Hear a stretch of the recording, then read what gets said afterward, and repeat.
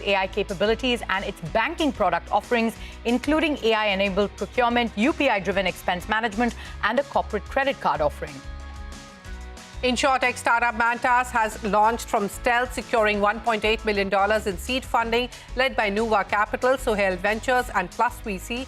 The company is introducing a parametric insurance product designed to protect businesses from the financial fallout of cloud service outages. WeWork India has reported a consolidated net profit of 16.78 crore rupees in the December quarter on higher revenue. The company had posted a net loss of 83.11 crore rupees in the year-ago period.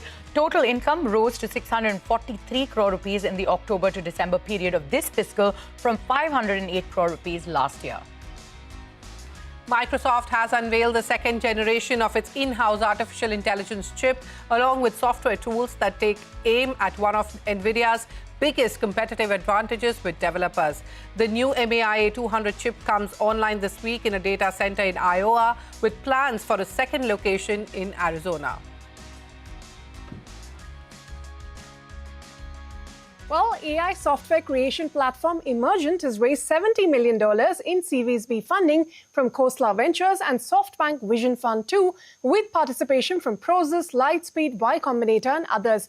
In total, Emergent has now raised $100 million within 7 months of its launch. The platform lets anyone create full-stack production-ready applications using autonomous AI agents, and now the company boasts of 5 million users across 190 countries within a year of launch. For more on their fundraise and the path ahead, joining me now is Mukund Jha, the co-founder and CEO of Emergent. Mukund, welcome to Startup Spree. Thanks for your time here.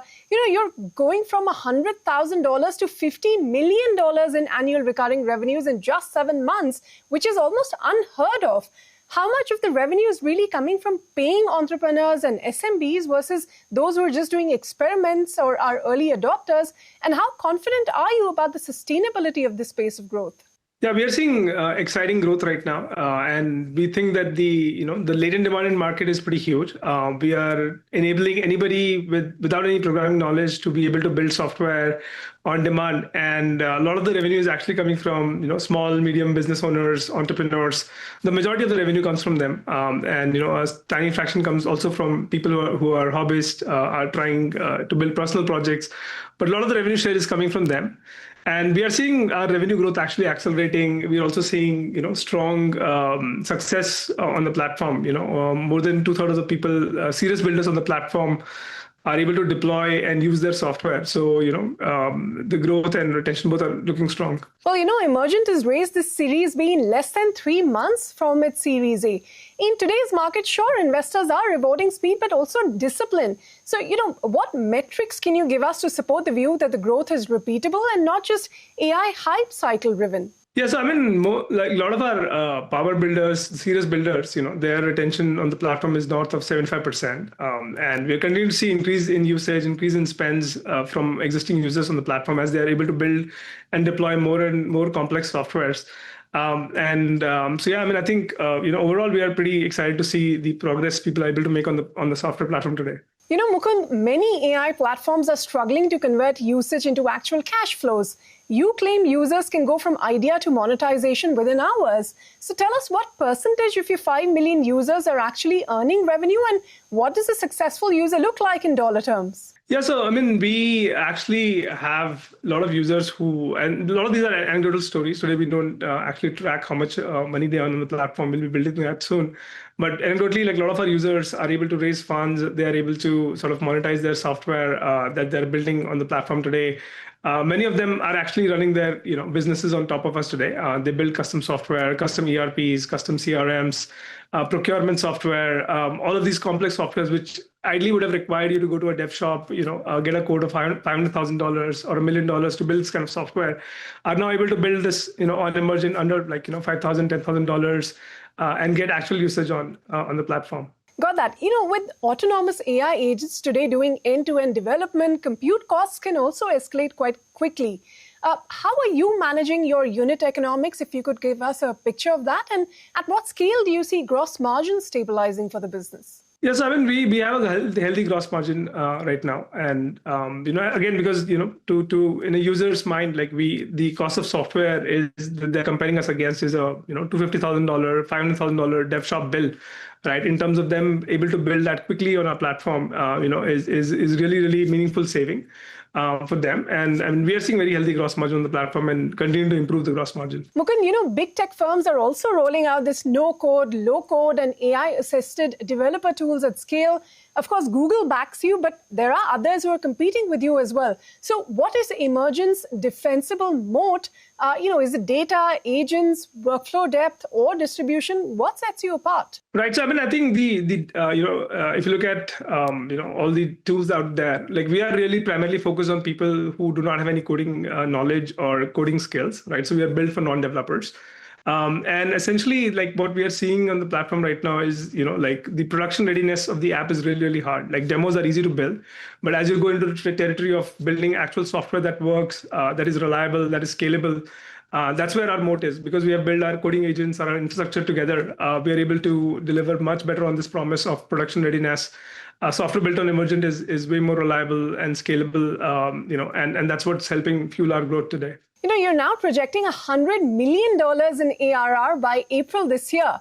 What is going to drive this kind of growth, if you could start by telling us that first? Yeah, we continue to see significant pull from the market. I think the demand for generating software, has always existed, but was always bottlenecked by, access to tools, access to high talent developers. And now Emergent is bridging that gap where people can actually just describe in plain English what they want to build, and our agents are able to build that software for them. And a lot of the growth is coming from like new users coming to the platform, existing users deepening their spend on the platform. And I think we're just getting started in terms of what is possible, when software truly gets democratized. And we feel that the latent demand in the market is really large.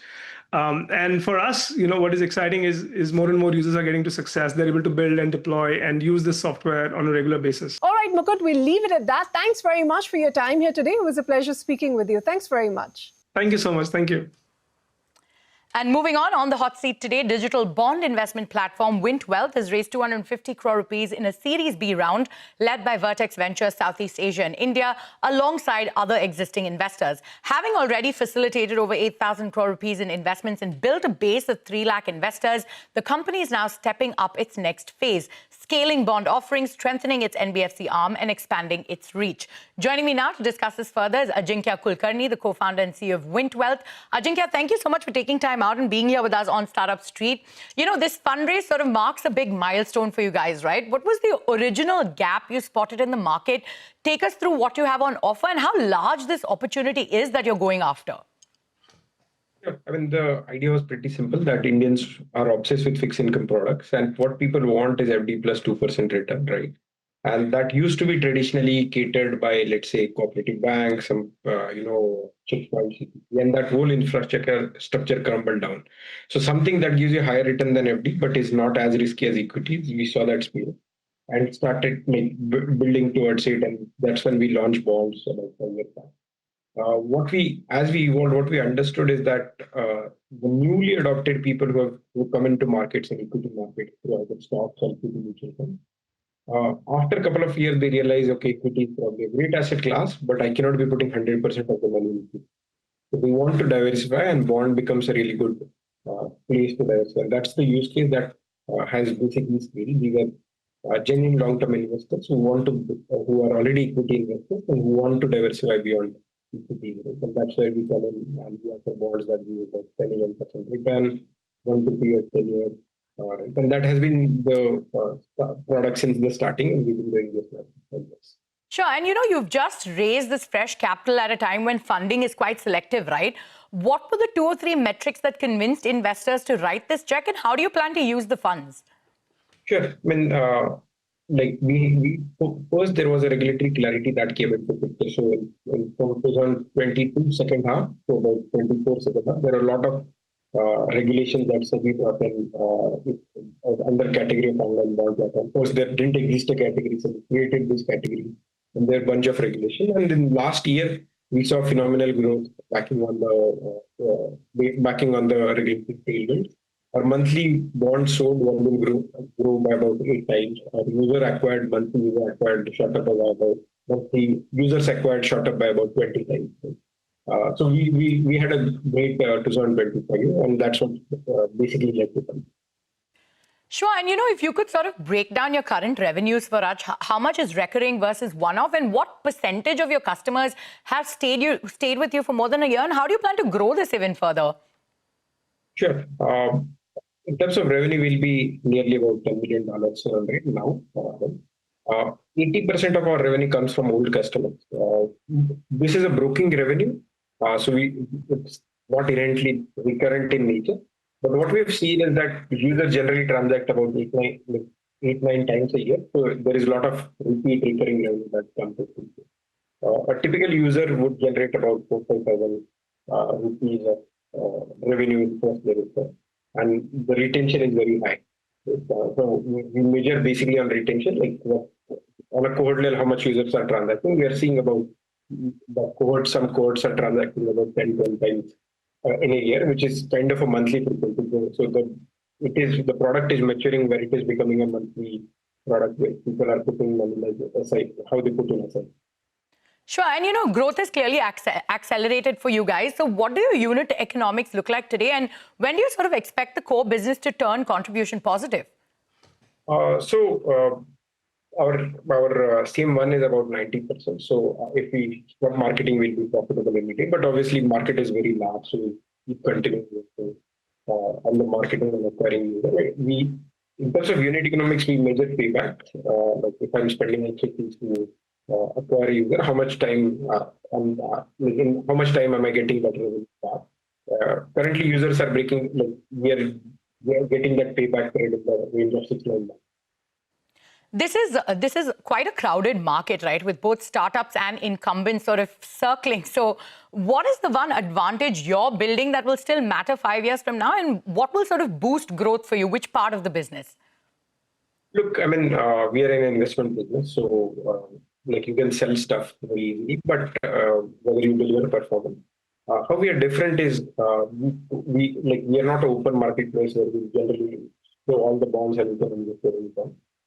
We only show you the bonds that we co-invest in. Every bond we bring on the platform, we co-invest 2% with the intent to build it. So we have our own risk because we are putting our own money in those bonds, so we have still in. And I think that's what will matter. We have done disbursement about 8,000 crores, but we have had zero defaults till now. So I think in long term, people need to see results. The return. Without with no or very low default, and that's what will matter. Sure. And quickly, before I let you go, the budget is right around the corner. What is your key budget ask from the government? Obviously, there has to be parity between equity and debt either way. Either needs to get there has to be parity between asset classes. Only then, equity market obviously has grown pretty quick. India has to become a trend-driven economy. Then bond market has to be very retailized, and for that there has to be tax parity. All right, Ajinkya. Thank you so much for taking time out and being here with us on Startup Street. We wish you all the best on this journey going forward. Thank you for having me. Well, with that, it's time for us to head into a short break. But coming up, omni-channel travel products platform Escape Plan has raised $25 million in Series A funding. We put the founder and the investor on the hot seat to find out more.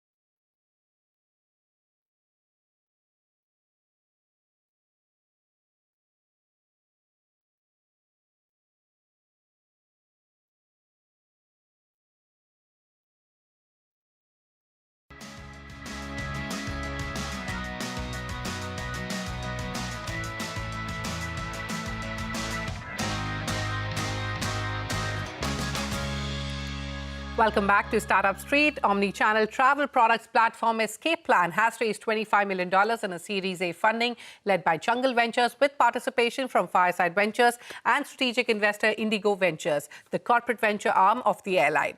Already clocking a 300 crore rupee plus annualized revenue run rate, Escape Plan is now gearing up for its next phase, expanding to over 200 physical stores, strengthening its tech backbone and eyeing select global markets. Joining me now are Abhinav Pathak, the co-founder and CEO of Escape Plan, and Rishabh Malik, the managing partner at Jungle Ventures. Abhinav and Rishabh, welcome to Startup Street. Abhinav, let me quickly start with you. Escape Plan is already at 300 crore plus ARR. What does this Series A round unlock for the company that wasn't possible before?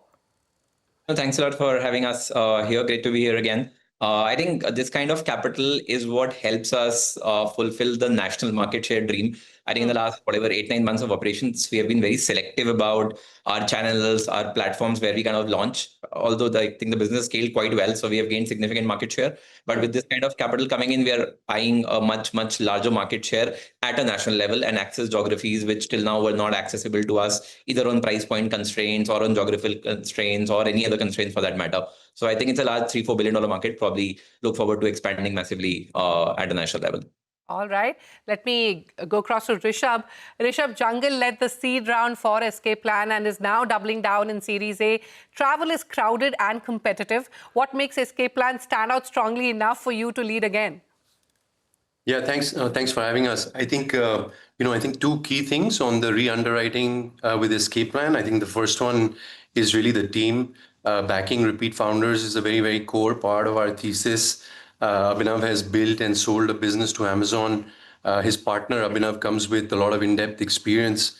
And the leadership bench that they've built is absolutely incredible in the first year and a short period of time. I think the other point that's important to state here is that, we are a multi-brand, omni-channel playbook, super capital efficient, and building our own proprietary distribution, which I'm sure Abhinav will talk about. And I think a combination of those factors led to this, a significant re-underwriting. All right. Abhinav, you plan to scale to over 200 physical stores across metros, tier 1, tier 2 cities. What is the rollout plan? How soon do you hope to achieve this target? I think this target is for this year, but I think generally as a company, we operate more on inputs. So I think a lot of energy goes on in just understanding whether we are improving month on month on the right inputs. Are we really focusing on the right geographies? Are we able to get the market share that we expect from a store? So I don't think there's a rolling timeline particularly for the store. But I think with the kind of capital that we're sitting with, we want to establish a significant market share, at least in the top 30-40% of the accessible geographies immediately. We have started seeing a very good early tractions already in a lot of tier 1s as well as tier 2 towns. So hopefully double down and kind of get to this number maybe by year end or early next year. All right. So by year end or early next year. Abhinav, you've scaled across online, D2C, offline retail. If you could take us through your omni-channel strategy and where are you seeing the strongest pull today? Also, as you expand aggressively, how do you ensure consistency in pricing, experience and brand across so many channels and cities? You're catering to Bharat and not just India. Blessing to really operate in a country of this size. I think I've said earlier in the media interactions as well that roughly 5% of India buys travel accessories every year. That's a huge number. We're talking about 7-8 crore consumers doing yearly purchases. So I think we just want to be where the consumer is. Building parity is something which is ingrained into our principles as a company from day one. So it doesn't matter where the consumer interacts with Escape Plan, which town, which city, which price point, which geography. The experience remains consistent. That's a promise we made to all our consumers back in May whenever we started. Would kind of continue. We've seen very good feedback come in from the customers as well on that. So we'll just double down further on that and scale. Sure. Now, before I go across to Rishabh, Indigo Ventures has also come in as a strategic investor, Abhinav. Beyond capital, how important are ecosystem partnerships like this, in strengthening Escape Plan's distribution and defensibility? What synergies are you most excited about, be it travel hubs, access to customers or deeper supply chain integration?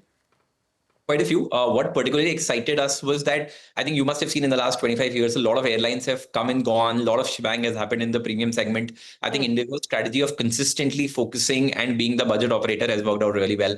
They sit with upwards of 70-80% market share in aviation industry. That's unthinkable. They're second largest airline globally by market cap. So I think their understanding of Indian consumer is what we borrow the most. appreciate their long-term thinking and strategy, which hasn't changed in 20 years, and hence the outcome. So probably those kind of learnings and just the overall perspective of India at large. All right, Rishabh, from an investor standpoint, how critical are tech depth and supply chain control in building long-term moats in consumer travel, especially as competition intensifies? I think they're critical. It's something that's talked about in a lot of detail as we get into our investing cycles. I think if I were to break those down a little bit on the tech side, Abhinav can talk more, but you're going to see some really exciting workflows and workstreams for customers that buy from our proprietary platforms, be it website, app, or physical stores. So we go into a fair amount of detail there. On the supply chain side, I think it's equally important. We've seen an incredible start with HRX and digital. Hundreds of thousands of suitcases and luggage have been sold through the platform. Okay. And our ability to really secure that supply chain has allowed us to fulfill that demand. I think getting that demand has been one thing, but being able to manufacture at that scale and deliver has been super impressive. So as I mentioned earlier, it's a critical part of our underwriting. Okay. Abhinav, very quickly, if you could tell us what select international markets are you eyeing? I think this year we have started some experimentation, so very early ones in US, but I think tariffs have not been very supportive. Some very good early traction in Europe as a few select markets. I think this year will still be experimentative, learning the market, brand, TG, probably double down further next year, but the markets remain fairly open globally. All right. One final question for the both of you. Could quickly answer that. The union budget is just around the corner. What is your biggest ask from the finance minister to support India's travel and consumer startup ecosystem? Abhinav, if you could go first.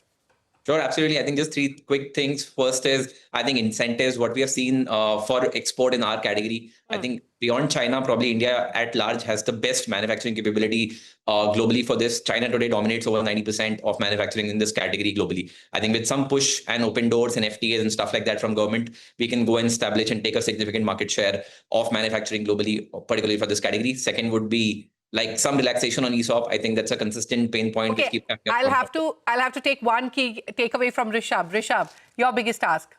My biggest ask is what Abhinav was just saying, which is the ESOP one. I think the flywheel and network effect from value and wealth creation for employees that work at our startups can be massive. So my only request would be that one. All right. On that note, it's time for me to wrap up this conversation. Many thanks, Abhinav and Rishabh, for joining me on Startup Street today. Wish you the very best. Thanks for having us.